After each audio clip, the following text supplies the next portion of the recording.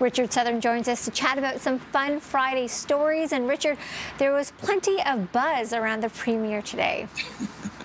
Yeah, I love covering provincial politics because it's always a hive of activity, Maleeha. Yeah. I mean, this, by the way, this video we're going to show you is like #1 by a mile on our website, toronto.citynews.ca. Everyone's talking about this. Doug Ford accidentally ate a bee on live TV today. Take a look. Not coming from the government per se, but the premier. It's coming from the health sector. Holy Christ. I just swallowed a bee. Oh my. Holy Christ. I knew that little bugger. Oh. I'm good. He's down here buzzing around right now. He has a lot of real estate. Now, if that wasn't the clip, okay, this is going to be replayed over and over again. And it sure is. Fortunately, the premier was okay. I wanted to check into this, Maleeha, though, about is it actually dangerous to eat a bee? Medical doctors say eating bugs like bees generally won't harm you. You digest them like any other food.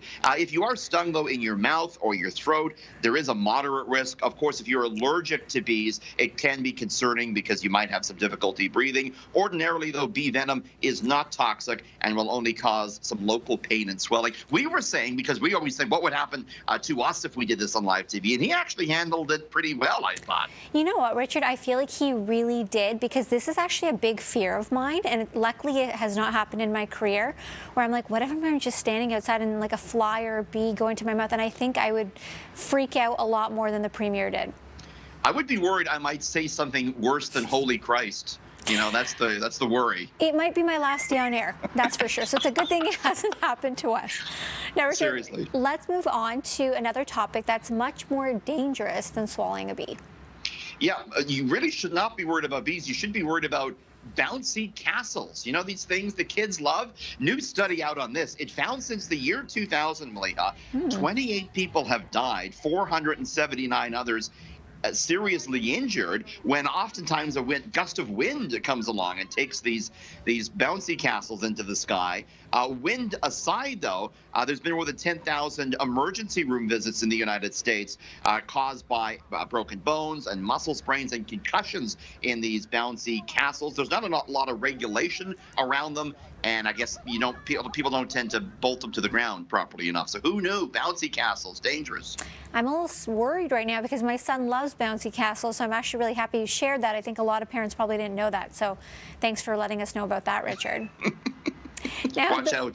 Watch, exactly. Now, the weekend is here, and this last story serves as a good reminder to be careful about what you eat. Yeah, stay away maybe, oh, well, it depends what type of weekend you want to have. Maybe you want some hallucinogenic honey. That's what this bear, this brown bear in Turkey had. He accidentally ate some hallucinogenic honey, and he was rescued by wildlife officers, completely intoxicated. Look, he's completely stoned out of his mind. Completely stoned. The honey is known as mad honey. It contains a neurotoxin that produces hallucinogenic effects when consumed by mammals. The bear is okay. He just needed to sleep it off. That's all he needed. You know what? I mean, he looks like he's happy, relaxed. Looks like a good time to me. It looks like a good time. Thank you so much, Richard. We'll talk to you again on Monday. On that note, I'm going to trip out into the weekend. Have a good one, Maleeha. You too.